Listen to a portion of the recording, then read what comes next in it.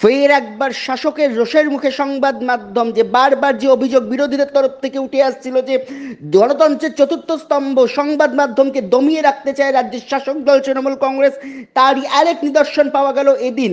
ইতিমধ্যে আমরা জানি সাংবাদিক বৈদ্যুতিন মাধ্যমের এক সাংবাদিক সন্তু পানের গ্রেপ্তারি নিয়ে উত্তাল হয়েছিল রাজ্য রাজনীতি।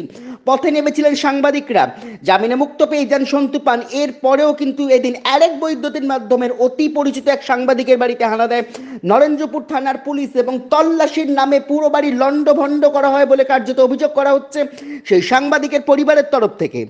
নরেন্দ্রপুর থানার তরফ থেকে জানানো হয়েছে 24শে ফেব্রুয়ারি একটি প্রতারণা ও জলাভূমি সংরক্ষণ আইন সংক্রান্ত মামলায় এফআইআর দায়ের করা হয় এবং অভিযোগকারিনী তিনি অভিযোগ করেন যে কোনো এক প্রমোটিং সংস্থাকে তিনি ফ্ল্যাট কেনার জন্য টাকা দিয়েছিলেন, কিন্তু সে ফ্ল্যাট তিনি পাননি। সেই মামলার তদন্ত নেবে একাধিক জায়গায় তল্লাশি চালায় নরেন্দ্রপুর থানা, এবং যার মধ্যে কিন্তু আসে প্রকাশ সিনহার বাড়িও।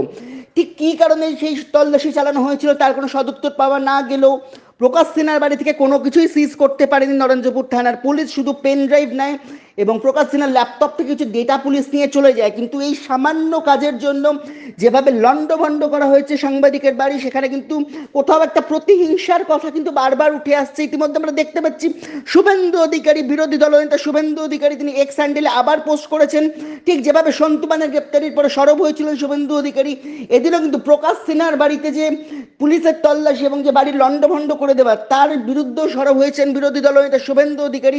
এক্স হ্যান্ডেলে তিনি কড়া ভাষায় শাসক দলের নিন্দা করেছেন এবং এখানেই বারবার প্রশ্ন উঠছে কেন বেছে বেছে সাংবাদিকরা যারা হয়তো শাসক দলের তোষণ করছে না বা শাসক দলের হয়তো ভালো কথা বলছে না, সেই সব সাংবাদিকদের বেছে বেছে কেন টার্গেট করা হচ্ছে, এই প্রশ্ন কিন্তু বারবার তুলে ধরা হচ্ছে। পশ্চিমবঙ্গের মতো রাজ্যে, পশ্চিমবঙ্গের মতো প্রগতিশীল একটি রাজ্যে গণতন্ত্রের চতুর্থ স্তম্ভ আমরা যারা, তারা কেন সুরক্ষিত থাকবো না, সেই প্রশ্ন কিন্তু গোটা সাংবাদিক মহলের তরফ থেকে ছুড়ে দেওয়া হচ্ছে রাজ্য সরকারের দিকে। ব্যুরো রিপোর্ট, মহানগর 24x7।